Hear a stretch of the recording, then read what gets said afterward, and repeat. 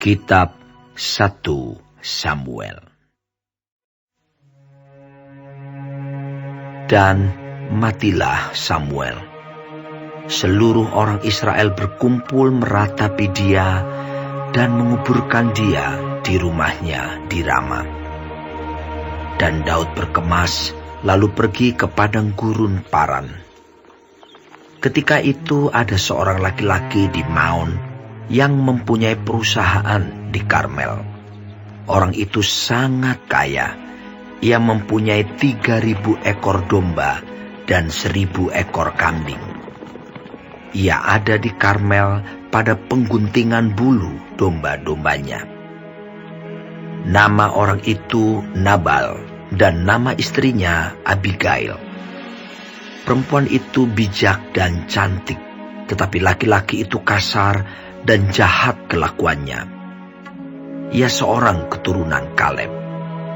Ketika didengar Daud di padang gurun bahwa Nabal sedang menggunting bulu domba-dombanya, maka Daud menyuruh 10 orang, dan kepada orang-orang itu Daud berkata, "Pergilah ke Karmel dan temuilah Nabal. Tanyakanlah keselamatannya atas namaku, dan sampaikanlah salam ini kepadanya. Selamat, selamatlah engkau, selamatlah keluargamu, selamatlah segala yang ada padamu. Baru-baru ini aku mendengar bahwa engkau mengadakan pengguntingan bulu domba. Adapun gembala-gembalamu yang ada dengan kami, tidak kami ganggu, dan tidak ada sesuatu yang hilang daripada mereka selama mereka ada di Karmel. Tanyakanlah kepada orang-orangmu, mereka tentu akan memberitahukan kepadamu. Sebab itu, biarlah orang-orang ini mendapat belas kasihan. Bukankah kami ini datang pada hari raya? Berikanlah kepada hamba-hambamu ini dan kepada anakmu Daud apa yang ada padamu." Ketika orang-orang Daud sampai ke sana, berkatalah mereka kepada Nabal atas nama Daud, tepat seperti yang dikatakan kepada mereka. Kemudian mereka menanti. Tetapi Nabal menjawab anak buah Daud itu, katanya, "Siapakah Daud? Siapakah anak Isai itu? Pada waktu sekarang ini ada banyak hamba-hamba yang lari dari tuannya. Masakan aku mengambil rotiku, air minumku, dan hewan bantaian yang kubantai bagi orang-orang pengguntingku, untuk memberikannya kepada orang-orang yang aku tidak tahu dari mana mereka datang." Lalu orang-orang Daud itu berbalik pulang, dan setelah sampai, mereka memberitahukan kepadanya tepat seperti yang dikatakan kepada mereka. Kemudian berkatalah Daud kepada orang-orangnya, "Kamu masing-masing, sandanglah pedang." Lalu mereka masing-masing menyandang pedangnya. Daud sendiri pun menyandang pedangnya. Sesudah itu kira-kira 400 orang maju mengikuti Daud, sedang 200 orang tinggal menjaga barang-barang. Tetapi kepada Abigail, istri Nabal, telah diberitahukan oleh salah seorang bujangnya, katanya, "Ketahuilah, Daud menyuruh orang dari padang gurun untuk memberi salam kepada Tuhan kita, tetapi ia memaki-maki mereka. Padahal orang-orang itu sangat baik kepada kami. Mereka tidak mengganggu kami, dan kami tidak kehilangan apa-apa selama kami lalu lalang di dekat mereka. Ketika kami ada di ladang, mereka seperti pagar tembok sekeliling kami siang malam, selama kami menggembalakan domba-domba di dekat mereka. Oleh sebab itu, pikirkanlah dan pertimbangkanlah apa yang harus kau perbuat. Sebab telah diputuskan bahwa celaka akan didatangkan kepada Tuhan kita dan kepada seisi rumahnya. Dan ia seorang yang dursila, sehingga orang tidak dapat berbicara dengan dia." Lalu segeralah Abigail mengambil 200 roti, 2 buyung anggur, 5 domba yang telah diolah, 5 sukat bertih gandum, 100 buah kue kismis, dan 200 kue ara. Dimuatnyalah semuanya ke atas keledai, lalu berkata kepada bujang-bujangnya, "Berjalanlah mendahului aku. Aku segera menyusul kamu." Tetapi Nabal suaminya tidaklah diberitahunya. Ketika perempuan itu dengan menunggang keledainya turun dengan terlindung oleh gunung, tampaklah Daud dan orang-orangnya turun ke arahnya, dan perempuan itu bertemu dengan mereka. Daud tadinya telah berkata, "Sia-sialah aku melindungi segala kepunyaan orang ini di padang gurun, sehingga tidak ada sesuatu pun yang hilang dari segala kepunyaannya. Ia membalas kebaikanku dengan kejahatan. Beginilah kiranya Allah menghukum Daud, bahkan lebih lagi daripada itu. Jika ku tinggalkan hidup sampai pagi seorang laki-laki saja pun dari semua yang ada padanya." Ketika Abigail melihat Daud, segeralah ia turun dari atas keledainya, lalu sujud menyembah di depan Daud dengan mukanya sampai ke tanah. Ia sujud pada kaki Daud serta berkata, Aku sajalah ya Tuanku yang menanggung kesalahan itu. Izinkanlah hambamu ini berbicara kepadamu, dan dengarkanlah perkataan hambamu ini. Janganlah kiranya Tuanku mengindahkan Nabal, orang yang dursila itu. Sebab seperti namanya, demikianlah ia. Nabal namanya dan bebal orangnya. Tetapi aku, hambamu ini, tidak melihat orang-orang yang Tuanku suruh. Oleh sebab itu Tuanku, demi Tuhan yang hidup, dan demi hidupmu yang dicegah Tuhan daripada melakukan hutang darah, dan daripada bertindak sendiri dalam mencari keadilan, biarlah menjadi sama seperti Nabal musuhmu, dan orang yang bermaksud jahat terhadap Tuanku. Oleh sebab itu, pemberian yang dibawa kepada Tuanku oleh budakmu ini, biarlah diberikan kepada orang-orang yang mengikuti Tuanku. Ampunilah kiranya kecerobohan hambamu ini, sebab pastilah Tuhan akan membangun bagi Tuanku keturunan yang teguh. Karena Tuanku ini melakukan perang Tuhan, dan tidak ada yang jahat terhadap padamu selama hidupmu. Jika sekiranya ada seorang bangkit mengejar engkau dan ingin mencabut nyawamu, maka nyawa Tuanku akan terbungkus dalam bungkusan tempat orang-orang hidup pada Tuhan Allahmu. Tetapi nyawa para musuhmu akan diumbankannya dari dalam salang umban.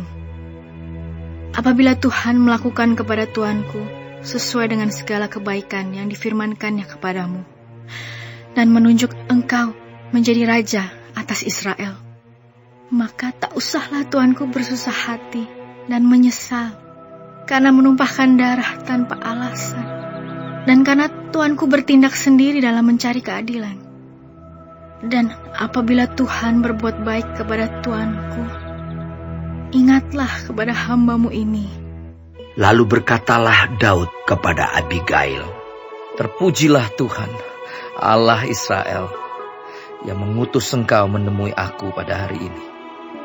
Terpujilah kebijakanmu, dan terpujilah engkau sendiri, bahwa engkau pada hari ini menahan aku daripada melakukan hutang darah, dan daripada bertindak sendiri dalam mencari keadilan. Tetapi demi Tuhan, Allah Israel yang hidup, yang mencegah aku daripada berbuat jahat kepadamu. Jika engkau tadinya tidak segera datang menemui aku, pasti tidak akan ada seorang laki-laki pun tinggal hidup pada Nabal sampai fajar menyingsing." Lalu Daud menerima dari perempuan itu apa yang dibawanya untuk dia, dan berkata kepadanya, "Pulanglah dengan selamat ke rumahmu. Lihatlah, aku mendengarkan perkataanmu dan menerima permintaanmu dengan baik." Sampailah Abigail kepada Nabal, dan tampaklah Nabal mengadakan perjamuan di rumahnya, seperti perjamuan raja-raja. Nabal riang gembira dan mabuk sekali. Sebab itu tidaklah diceritakan perempuan itu sepatah kata pun kepadanya, sampai fajar menyingsing. Tetapi pada waktu pagi, ketika sudah hilang mabuk Nabal itu, diceritakanlah kepadanya oleh istrinya segala perkara itu. Lalu terhentilah jantungnya dalam dada, dan ia membatu.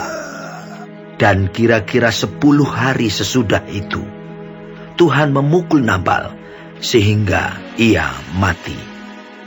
Ketika didengar Daud bahwa Nabal telah mati, berkatalah ia, Terpujilah Tuhan yang membela aku dalam perkara penghinaan Nabal terhadap aku, dan yang mencegah hambanya daripada berbuat jahat. Tuhan telah membalikan kejahatan Nabal ke atas kepalanya sendiri. Kemudian Daud menyuruh orang untuk berbicara dengan Abigail tentang mengambil dia menjadi istrinya. Para hamba Daud datang kepada Abigail di Karmel dan berkata kepadanya demikian. Daud menyuruh kami kepadamu untuk mengambil engkau menjadi istrinya. Lalu bangkitlah perempuan itu berdiri, sujudlah ia menyembah dengan mukanya ke tanah sambil berkata, Sesungguhnya hambamu ini ingin menjadi budak yang membasuh kaki para hamba tuanku itu. Kemudian berkemaslah Abigail dengan segera. Ia menunggang keledainya dengan diiringi 5 orang pelayan perempuan. Ia mengikuti suruhan Daud itu dan menjadi istri Daud. Juga Ahinoam dari Yisrael telah diambil Daud menjadi istrinya. Kedua perempuan itu menjadi istrinya. Tetapi Saul telah memberikan Michal anaknya perempuan, istri Daud, kepada Palti bin Lais yang dari Galim itu.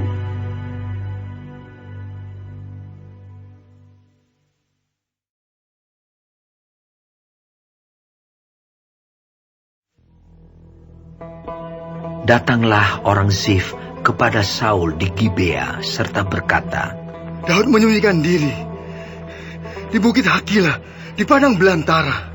Lalu berkemaslah Saul dan turun ke padang gurun Zif dengan 3.000 orang yang terpilih dari orang Israel untuk mencari Daud di padang gurun Zif. Berkemahlah Saul di bukit Hakila yang di tepi jalan di padang belantara, sedang Daud tinggal di padang gurun.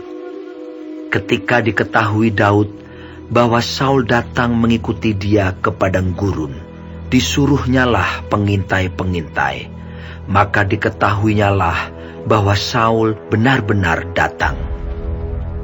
Berkemaslah Daud, lalu sampai ke tempat Saul berkemah. Waktu Daud melihat tempat Saul berbaring dengan Abner bin Ner, panglima tentaranya, Saul berbaring di tengah-tengah perkemahan, sedang rakyat berkemah sekelilingnya. Berbicaralah Daud kepada Ahimelech orang Het itu, dan kepada Abisai anak Zeruya, saudara Yoab, katanya, Siapa turun bersama-sama dengan aku kepada Saul ke tempat perkemahan itu? Jawab Abisai, Aku turun bersama-sama dengan engkau.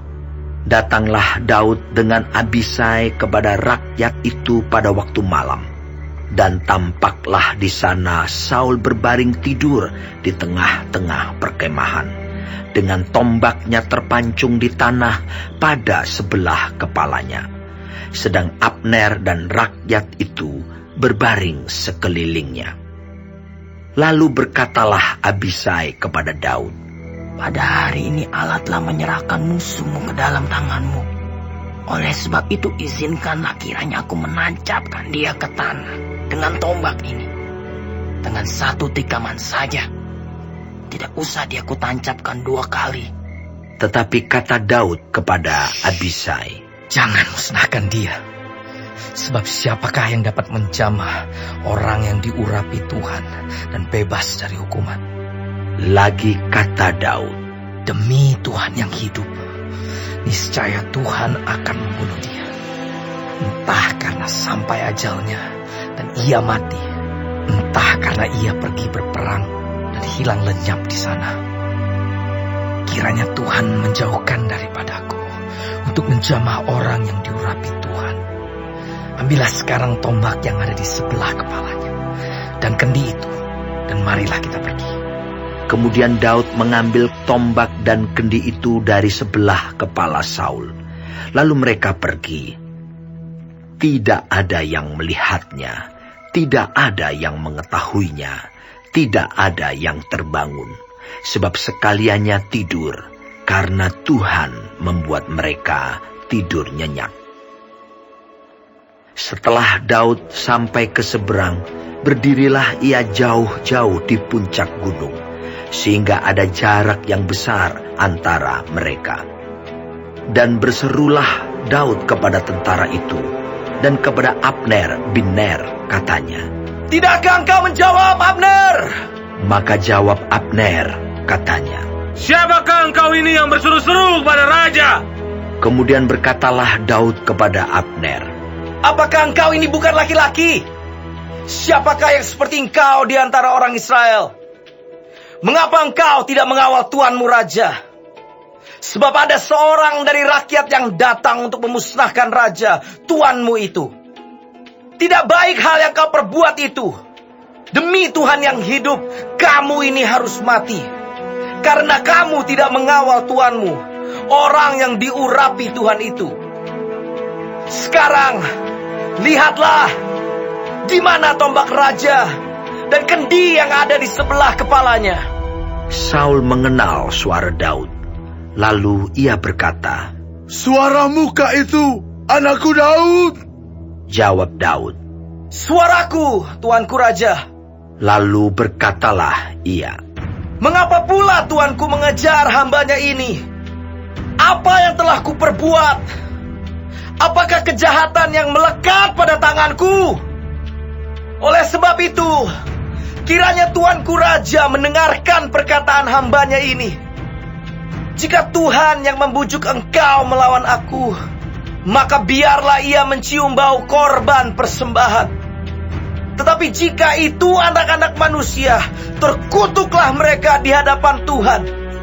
Karena mereka sekarang mengusir aku, sehingga aku tidak mendapat bagian daripada milik Tuhan. Dengan berkata, pergilah, beribadahlah kepada Allah lain. Sebab itu, janganlah kiranya darahku tertumpah ke tanah, jauh dari hadapan Tuhan. Sebab Raja Israel keluar untuk mencabut nyawaku, seperti orang memburu seekor ayam hutan di gunung-gunung." Lalu berkatalah Saul, "Aku telah berbuat dosa. Pulanglah anakku Daud, sebab aku tidak akan berbuat jahat lagi kepadamu. Karena nyawaku pada hari ini berharga di matamu. Sesungguhnya perbuatanku itu bodoh, dan aku sesat sama sekali." Tetapi Daud menjawab, "Inilah tombak itu, ya tuanku raja. Baiklah salah seorang dari orang-orangmu menyeberang untuk mengambilnya. Tuhan akan membalas kebenaran dan kesetiaan setiap orang. Sebab Tuhan menyerahkan engkau pada hari ini ke dalam tanganku. Tetapi aku tidak mau menjamah orang yang diurapi Tuhan. Dan sesungguhnya, seperti nyawamu pada hari ini berharga di mataku, demikianlah hendaknya nyawaku berharga di mata Tuhan. Dan hendaknya ia melepaskan aku dari segala kesusahan." Lalu berkatalah Saul kepada Daud, "Diberkatilah kiranya engkau, anakku Daud.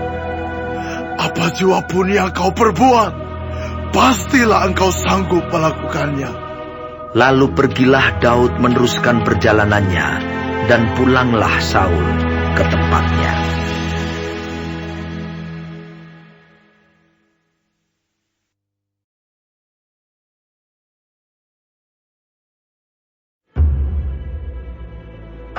Tetapi Daud berpikir dalam hatinya, "Bagaimanapun juga, pada suatu hari aku akan binasa oleh tangan Saul.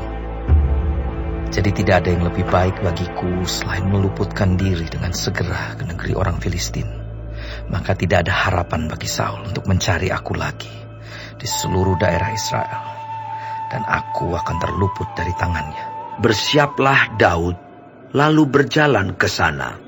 Ia dan ke-600 orang yang bersama-sama dengan dia itu kepada Akhis bin Mauch, raja kota Gad. Daud dan semua orangnya menetap pada Akhis di Gad, masing-masing dengan rumah tangganya. Daud dengan kedua orang istrinya, yakni Ahinoam perempuan Yisrael, dan Abigail bekas istri Nabal perempuan Karmel. Setelah diberitahukan kepada Saul bahwa Daud telah melarikan diri ke Gad, ia tidak lagi mencarinya.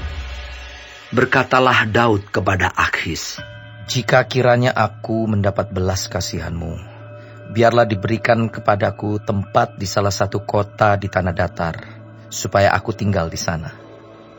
Mengapa hambamu ini tinggal padamu di kota kerajaan ini?"